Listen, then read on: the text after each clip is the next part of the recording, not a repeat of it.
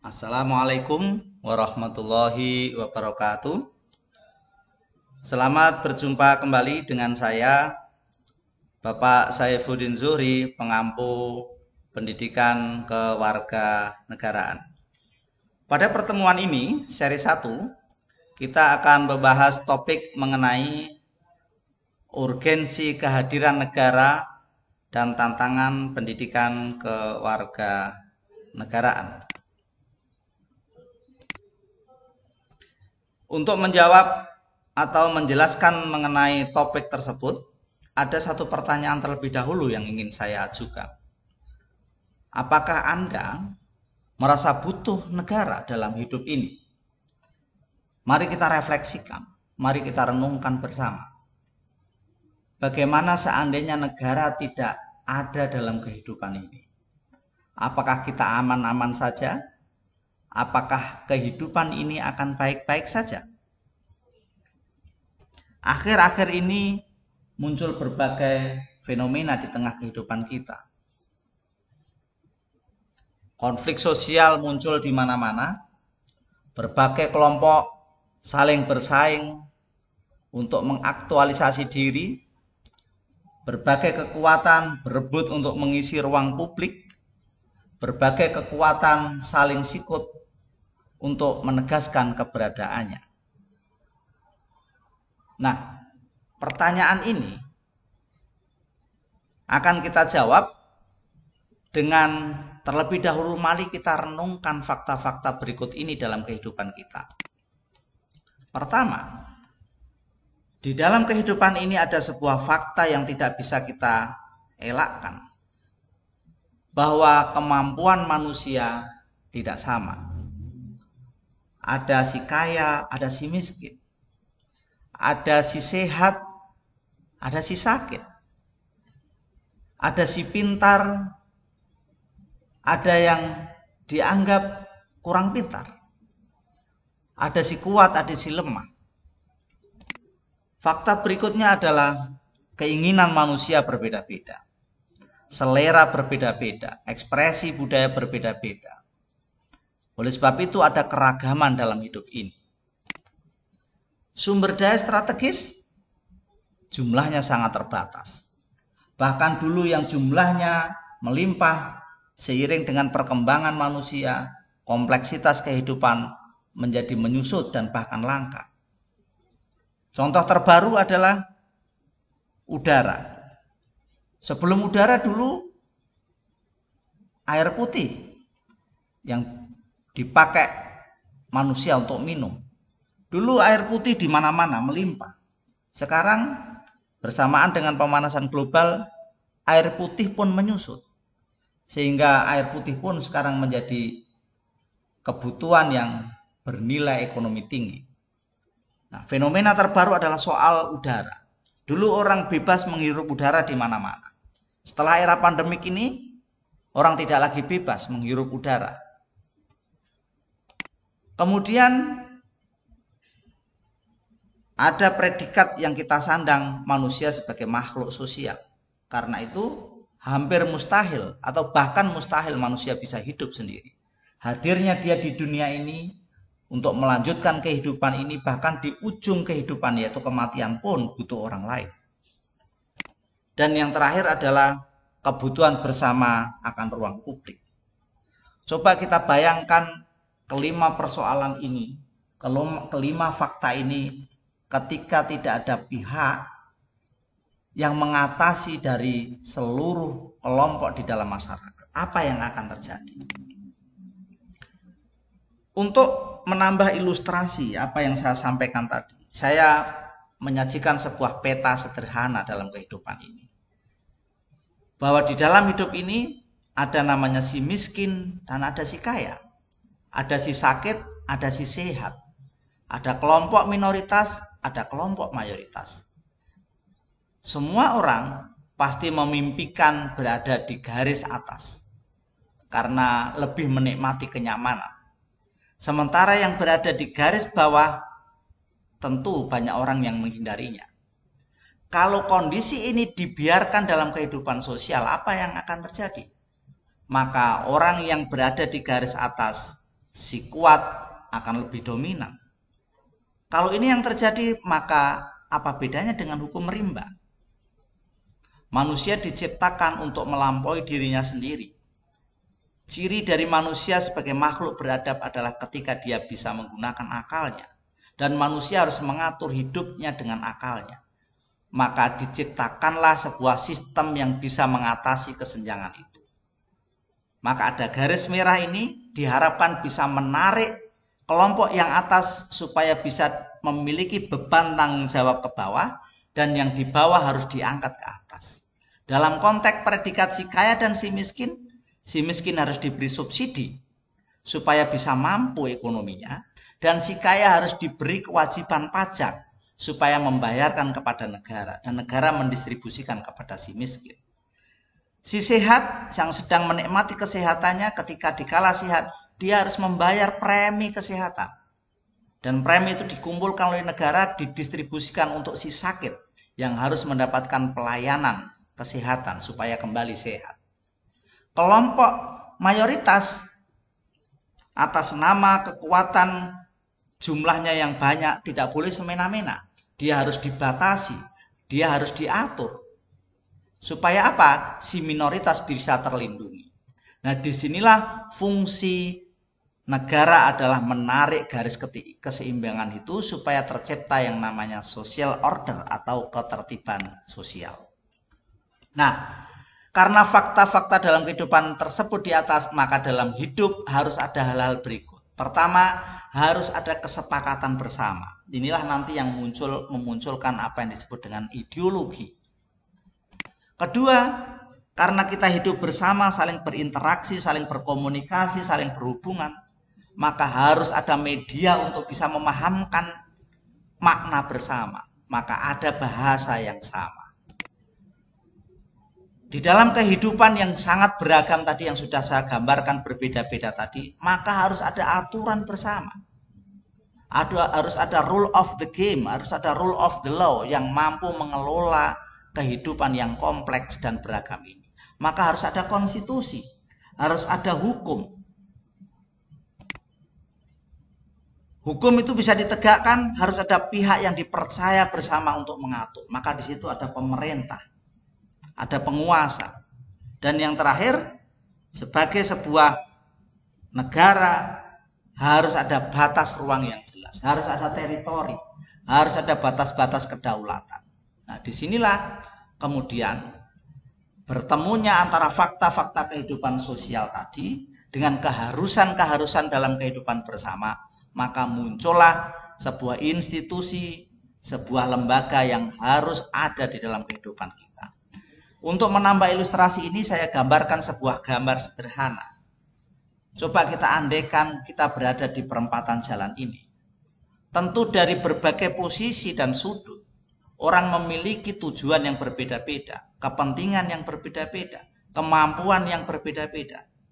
Coba dibayangkan kalau tidak ada aturan di dalam perempatan jalan ini. Pasti akan terjadi insiden.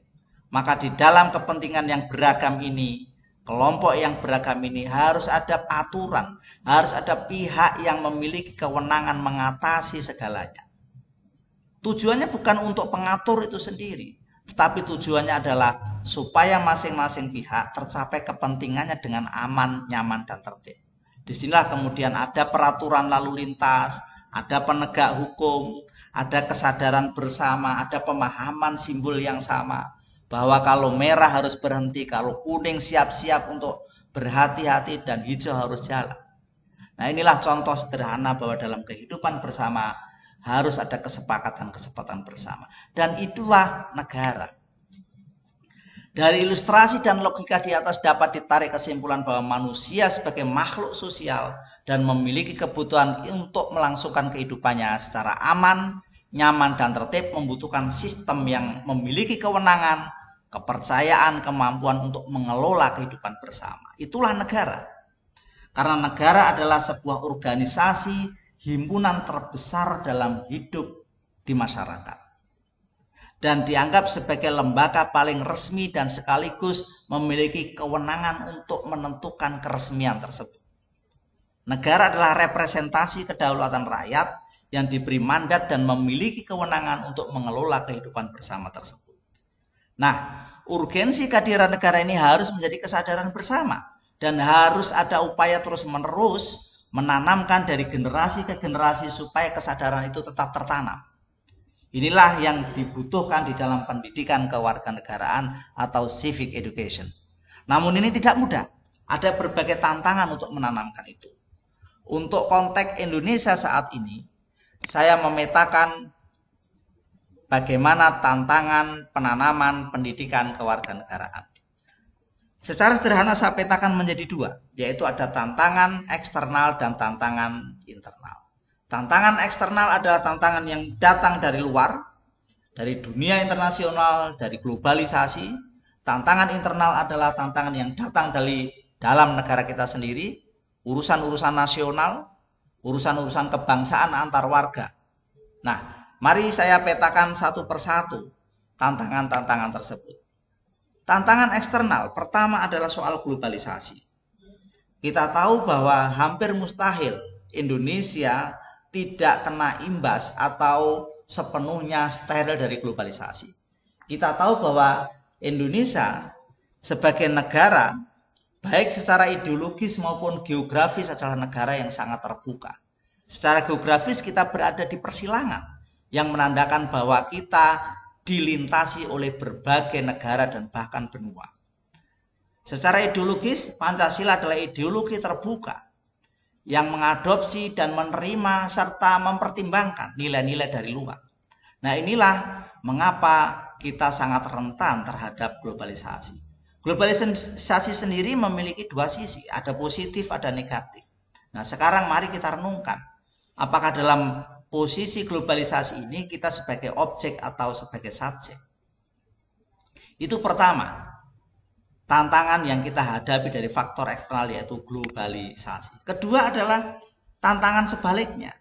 Ketika globalisasi menghegemoni berbagai negara di dunia, dan di dalam globalisasi akan menghadirkan kelompok yang dominan dan terpinggir, kelompok yang menang dan kalah, maka negara-negara yang terpinggir dan kalah itu, atau di luar negara, kelompok-kelompok tertentu yang merasa tersingkir dari globalisasi, menyaksikan ketidakadilan di dunia, maka biasanya akan melawan. Dan jika perlawanan itu tidak seimbang, maka muncul gerakan-gerakan semacam terorisme. Dan kita tahu, terorisme bukan hanya isu di Indonesia, bahkan sudah menjadi fakta. Inilah persoalan rumit di dalam menjaga kesatuan negara Republik Indonesia. Ketiga adalah bagian dari globalisasi itu sendiri, yaitu determinasi atau gerusan dari hadirnya teknologi. Teknologi memang anak kandung dari ilmu pengetahuan, dan ilmu pengetahuan mestinya objektif, free value. Dia diciptakan untuk kemanusiaan, untuk kemudahan hidup manusia. Tapi bersamaan dengan industrialisasi teknologi itu sendiri, maka sering sekali teknologi itu sendiri syarat dengan muatan-muatan kepentingan dari pencipta teknologi itu sendiri. Dan Indonesia sesuai dengan kondisi geografis dan demografinya adalah negara yang menjadi pasar dari teknologi. Dan ini tentu menjadi tantangan karena kita tidak memiliki kemandirian teknologi. Tentu akan sulit menanamkan jiwa-jiwa nasionalisme di tengah ketergantungan teknologi seperti ini. Ketiga, yaitu perubahan iklim global dan menurunnya kualitas lingkungan dan ancaman terhadap kesehatan manusia. Memang ancaman iklim global ini bukan hanya menjadi ancaman bagi Indonesia, tapi seluruh dunia. Tapi di sini kalau kita cermati ada ketidakadilan di situ, dan ini adalah tantangan Indonesia masa depan. Negara-negara industri maju yang memproduksi banyak karbon dan residu dari teknologi sehingga merusak alam, justru mendominasi dalam berbagai forum-forum kebijakan KTT bumi di dunia. Sementara Indonesia sebagai negara produsen dan penjaga hutan lindung terluas di dunia selain Brasil, yang mestinya berfungsi untuk paru-paru dunia, justru berposisi sangat lemah. Nah, ini tentu menjadi ancaman untuk menjaga kedaulatan dan keberadaan sebuah negara. Kedua, yaitu soal ancaman kesehatan. Ini adalah isu terbaru dan ini menarik. Nanti akan kita bahas secara lebih khusus di dalam ketahanan nasional. Hadirnya pandemik yang sangat mengejutkan dunia sekarang ini dan berdampak sangat luas serta panjang ini, bahkan Indonesia hari ini sudah akhir-akhir ini sudah diumumkan sudah kena resesi sebagai dampak dari pandemik ini. Pandemik ini akan merubah peta dunia dan akan mendekonstruksi konsep-konsep lama tentang ketahanan nasional. Sekarang ini sebuah negara dikatakan maju, kuat atau tidak, bukan disandarkan pada indikasi kepemilikan senjata yang canggih dan memadai.